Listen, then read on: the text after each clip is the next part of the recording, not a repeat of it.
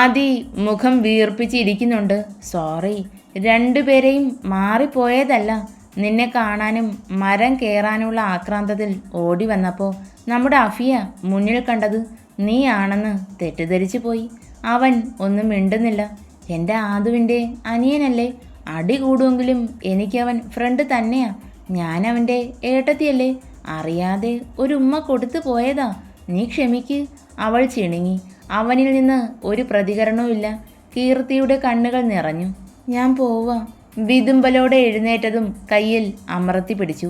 എന്തേ ഒരു വാക്കു പറയാഞ്ഞേ? കൂട്ടാൻ ഞാൻ വരില്ലേ? ഒറ്റയ്ക്ക് ആരുമില്ലാതെ എന്തിനാടി എന്നെ? അയ്യോ, ഇതാണോ ഉമ്മ വിഷയമല്ലേ? അവൾ കണ്ണുകൾ തുടച്ച് അവൻ്റെ തലമുടിയിൽ വാത്സല്യത്തോടെ തഴുകി മടിയിൽ തട്ടി. അവൻ പുഞ്ചിരിയോടെ കിടന്നു. ഒറ്റയ്ക്കെന്ന് ആരാ പറഞ്ഞേ? അച്ഛൻ എൻ്റെ ഒപ്പം ഉണ്ട്, പിന്നെ എനിക്ക് വേണ്ടി നീയും. അത് മതി. ഈ 3 വർഷം എങ്ങനെയൊക്കെയോ ആണ് കടന്നു പോയത്. നീയില്ലാതെ. അവളുടെ വിരലുകൾ മുടിയിഴകളിലായിരുന്നു. വാത്സല്യം മാത്രം നിറച്ച് അവനെ നോക്കി. തല താഴ്ത്തി നെറ്റിയിൽ അമർത്തി ചുംബിച്ചു. ഇനി ഹയർ സ്റ്റഡീസിനൊന്നും വിടരുത്, ഞാൻ പോവില്ല. കവിൾ വീർപ്പിച്ച് പറയുന്നുണ്ടവൾ. വിടുന്നില്ല. എൻ്റെ ഡോക്ടർക്ക് ഇവിടെ സോറി അല്ല, ഇത്തിരി ദൂരമുണ്ട്. ഒരു ഫേമസ് ഹോസ്പിറ്റലിൽ ജോലി റെഡിയാക്കിയിട്ടുണ്ട്. 2 ദിവസം കഴിഞ്ഞ് ജോയിൻ ചെയ്യണം. നീ ഇല്ലാതെ ആദു തനിച്ച. ബന്ധു നീറി തന്നെയാ 3 കൊല്ലം ജീവിച്ചത്. അന്നേ ഞാൻ പറഞ്ഞതല്ലേ ഇവിടെ പഠിക്കാന്ന്.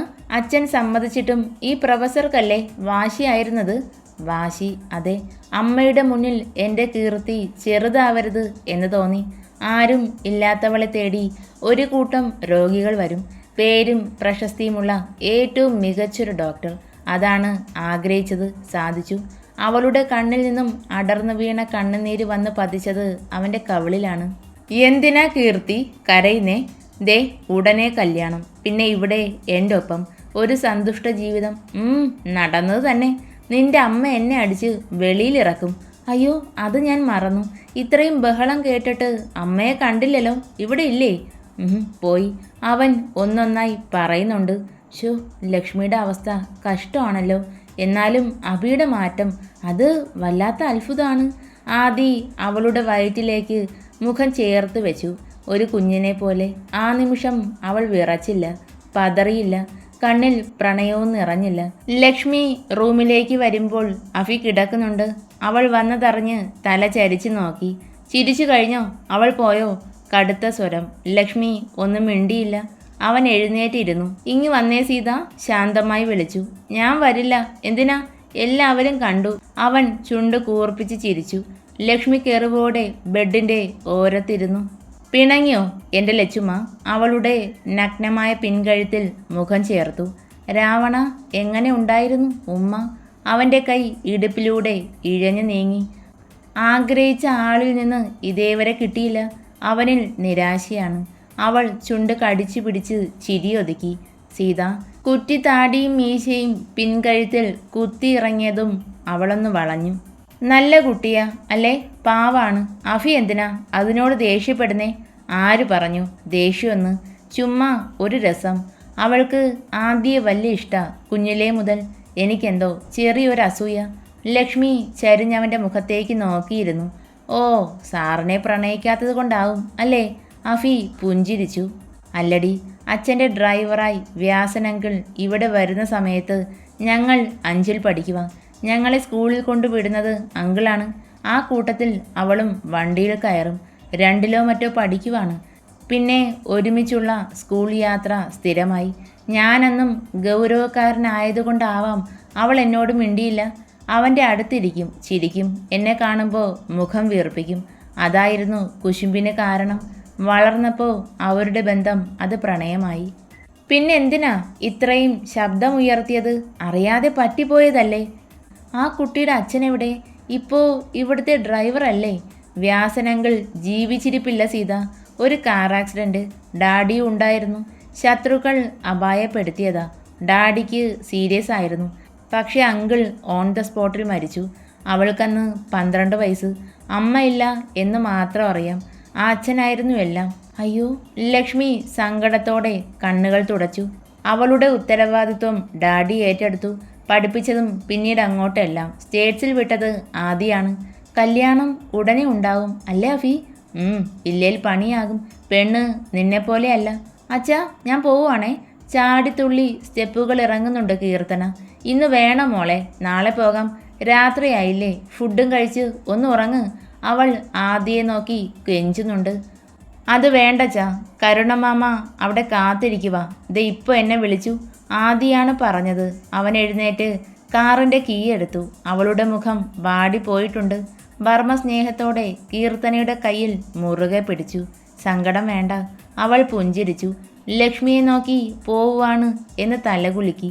ലക്ഷ്മിക്ക് അരികിൽ നിൽക്കുന്ന അഫിയെ കണ്ടതും കണ്ണുകൾ കൂർത്തു. ഞാനേ പോവാ, ഉടനെ വരും. ഏട്ടത്തിയമ്മയാണ് കീർത്തന അതർവർമ്മ. ആ വാ, ഞാനും കാത്തിരിക്കുക, അവനും വാശിയിൽ പറഞ്ഞു. ആദിയും കീർത്തനയും പോയി. ഗസ്റ്റ് ഹൗസിൽ കരുണമാമയ്ക്കൊപ്പമാണോ കീർത്തി താമസിക്കുന്നത്? ഹാ മോളെ, വ്യാസൻ പോയത് മുതൽ സ്റ്റേറ്റ്സിലേക്ക് പോകും മുന്നേ വരെ അവളെ മകളെപ്പോലെ നോക്കിയത് കരുണന. വർമ്മയാണ് പറഞ്ഞത്. വ്യാസന്റെ ഓർമ്മകളിൽ അയാളുടെ കണ്ണുകൾ നിറഞ്ഞു പോയിരുന്നു. ഇതേവരെ അവരാരും ചേച്ചിയെ അന്വേഷിച്ചു പോലും വന്നില്ലല്ലോ. ഗാർഡനിലെ സിങ്ങിൽ ഗൗരവത്തോടെ കണ്ണുകൾ അടച്ച് ചാരിക്കിടക്കുന്ന ഇന്ദുജയ്ക്ക് അടുത്ത് നിന്നാണ് ഇന്ദ്രന്റെ ചോദ്യം. അവർ ചിരിയോടെ കണ്ണുകൾ തുറന്നു. നീ ആരെയാ ഇന്ദ്ര ഉദ്ദേശിച്ചത്? അത് 1 മാസത്തിൽ കൂടുതലായി അഫി. അവനെങ്കിലും വരുമെന്നാ ഞാൻ കരുതിയത്. മോനു വരും. എന്നാലും അഫിക്ക് ചേച്ചിയെ കാണാനേ തോന്നുന്നില്ലേ? ഇത്രയ്ക്ക് സ്നേഹമേ ഉണ്ടായിരുന്നുള്ളൂ. ഇന്ദ്രൻ എരുതിയിൽ എണ്ണ പകർന്നു. ഇന്ദുജയുടെ കണ്ണുകൾ ദേഷ്യത്തിൽ വികസിച്ചു. അവളുടെ കയ്യിലിരിപ്പിൽ അവൻ ആ സാധനത്തിനെ വെറുക്കും, ആട്ടിപ്പായിക്കും. നമ്മൾ ചെറുതായി പിടി കയറ്റിയാൽ മതി. ഞാൻ ആ വീട്ടിലേക്ക് വലത് കാൽ വെച്ച് കയറുന്ന നിമിഷം മുതൽ അഫി അവളിൽ നിന്ന് അകന്നു തുടങ്ങും. പിന്നെ ലക്ഷ്മി പിടിച്ചു കെട്ടിയാലൊന്നും മോന് നിൽക്കില്ല. കെട്ടഴിഞ്ഞ പട്ടം പോലെ അവൻ പറന്നു നടക്കും. അവൾ തകർന്നു പോകും. സീത ഉറക്കെ വിളിച്ചുകൊണ്ടാണ് അഫി റൂമിലേക്ക് കയറി വന്നത്. അവൾ പെട്ടെന്ന് ഫോണിൽ അമർത്തി പിടിച്ച് ചുണ്ടിൽ വിരൽ വെച്ചു. ആരാ ചേച്ചി? സീതയെന്നല്ലേ വിളിച്ചത്? അത് ഇവിടെ സ്റ്റാഫ് വിളിച്ചതാ മോനെ. സിദ്ധു കനത്തിൽ മൂളി. അഫിക്ക് ചിരി വന്നു. മന്ദബുദ്ധി. അവൻ ഫ്രഷായി ഇറങ്ങുമ്പോഴും സംസാരം തീർന്നിട്ടില്ല. സീത മതിയടി. ഇടുപ്പിൽ അമർത്തിപ്പിച്ചി. വേദനയിൽ അവൾ പല്ല് കടിച്ചു പിടിച്ച് മൂളി. സിദ്ധു ചിരിച്ചു. ശരി ചേച്ചി, സീതക്കുട്ടിയുടെ ജോലി നടക്കട്ടെ. നല്ല തിരക്കല്ലേ? ലക്ഷ്മി ഫോൺ വെച്ചു. കഷ്ടമുണ്ട് അഫി. സിദ്ധൂട്ടന് സംശയം ഉണ്ടായി കാണൂ? ഇല്ല, അവൾ സ്വയം ആശ്വസിച്ചു. സീത, സിദ്ധു എപ്പോഴും വീട്ടിൽ തന്നെ ആണല്ലോ. ഇവന് കോളേജിലൊന്നും പോകണ്ടേ? സിദ്ധുവിൻ്റെ കാര്യം അഫിയോട് പറയാൻ പറ്റില്ല. എക്സാമിങ് അടുത്തു, സ്റ്റഡി ലീവാണ്. അത് ശരിയാ. സോറി, നിന്റെ സിദ്ധൂട്ടനെ ഞാൻ തെറ്റിദ്ധരിച്ചു. അവൻ വെളുക്കനെ ഇളിച്ചു. അമ്മയ്ക്ക് ഫുഡും ഗുളികയും കൊടുത്തു. കുറച്ച് സമയം അവർക്ക് അടുത്തിരുന്നു. മോള് പോയിക്കോ, നാളെ ഓഫീസിൽ പോകണ്ടേ? ഫാനുമ പറഞ്ഞു. അമ്മ ഉറങ്ങിയിട്ട് പോകാം. നിത്യ അവരുടെ കയ്യിൽ പതിയെ തഴുകി. ആരവ് ബെഡ്ഷീറ്റ് കുടഞ്ഞു വിരിച്ചു. എന്നും ഈ പരിപാടി നടക്കുന്നുണ്ട്. അവൻ പിറുപിറുത്തു. നിത്യ അമ്മയുടെ റൂമിൽ കിടന്നുറങ്ങിയിട്ടുണ്ടാവോ? അവൻ ഓടി വാതിൽ തള്ളി തുറന്ന് അകത്തേക്ക് കയറി. നിത്യയുടെ കണ്ണുകളെ ഉറക്കം വന്ന് മൂടുന്നുണ്ട്. എന്നാലും അവനെ നോക്കി ചിരിച്ചു. ആരവേട്ടൻ ഉറങ്ങിയില്ലേ? അവൻ ചുമൽ കുലുക്കി. എന്താ അമ്മ, ഉറക്കം വരുന്നില്ലേ? അവൻ ബെഡിൽ അവർക്ക് അടുത്തിരുന്നു. ഉച്ചയ്ക്ക് നന്നായി ഉറങ്ങിപ്പോയി, അതാവും. വിക്കി ആണേലും പറഞ്ഞൊപ്പിച്ചു. പതിയെ പതിയെ സന്തോഷം നിറഞ്ഞ മുഖത്തോടെ അവരുടെ കണ്ണുകൾ അടഞ്ഞു. ഓഫീസും ജോലിയും എല്ലാം ബുദ്ധിമുട്ടാണോ നിത്യ? അവൾ നടത്ത നിർത്തി. ഭയങ്കര ബുദ്ധിമുട്ടാ ഈ സ്റ്റെപ്പ് കയറാൻ. ആരവേട്ടൻ എടുക്കോ? അവൻ്റെ കണ്ണുകൾ വിടർന്നു. കളിയാക്കുവാണ് എന്ന് കരുതി കുറച്ചു സമയം നിന്നു. നിത്യ തോളിൽ തട്ടിയതും അവൻ ഞെട്ടിപ്പോയി. എന്താ, പറ്റില്ലേ? എന്നാ വേണ്ട. കയ്യിൽ വാരിയെടുത്ത് നടക്കുമ്പോൾ അവൾ അവൻ്റെ കഴുത്തിലൂടെ കൈയിട്ട് ചുറ്റിപ്പിടിച്ചു. ആ കണ്ണിലേക്ക് തന്നെ നോക്കി. ഇന്നെന്തായിരുന്നു? നിത്തുവും സഞ്ജുവുമായി ഒരു റിവഞ്ച്, പ്രതികാരം വീട്ടിയോ? അവൻ ലൈറ്റ് കൈ എത്തിച്ച് ഓഫ് ചെയ്തു. ഡിം ലൈറ്റിൻ്റെ പ്രകാശം റൂമിലാകെ പരന്നു.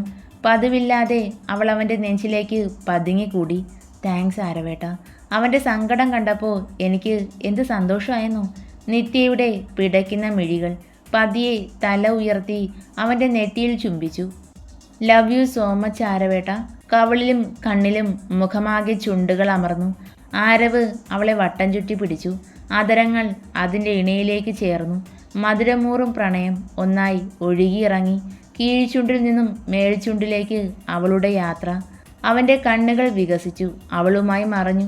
ഭാരം കൊടുക്കാതെ നിത്യയ്ക്ക് മേലെ ബെഡിൽ ഇരുകൈയും കുത്തിക്കിടന്നു. ഇന്ന് എന്തു പറ്റി? ആരവേട്ടനോട് ഒരു പ്രത്യേക സ്നേഹം? അത് അവൾ നാണത്തോടെ പുഞ്ചിരിച്ചു. ആരവ് അവളിലേക്ക് അമർന്നു.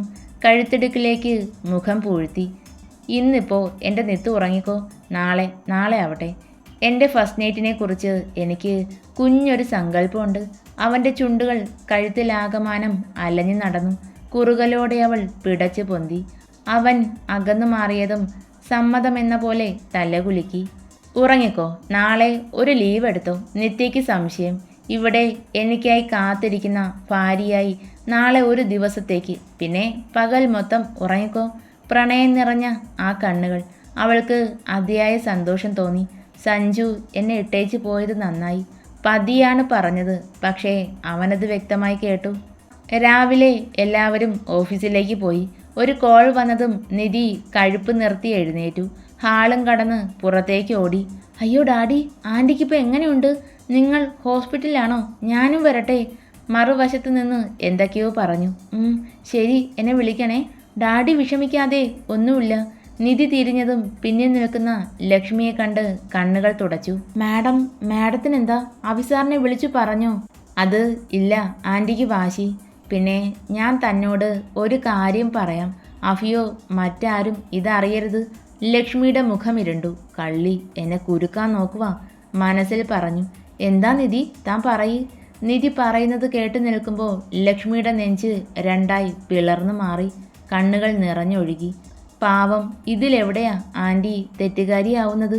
ആഫി ചെന്ന് വിളിച്ചാലേ ആൻറ്റി വരൂ. അവനാണേൽ ഒടുക്കത്തെ വാശി. ലക്ഷ്മി ശില പോലെ അകത്തേക്ക് നടന്നു. ഇങ്ങനെയൊക്കെ കള്ളം പറയോ? ഏയ് ഇല്ല. അവളുടെ ഉള്ളിൽ ഇനി എന്ത് എന്ന ചോദ്യം ഉയർന്നു. നീ പെട്ടുമോളെ. ഇനിയെല്ലാം നമ്മൾ തീരുമാനിക്കും.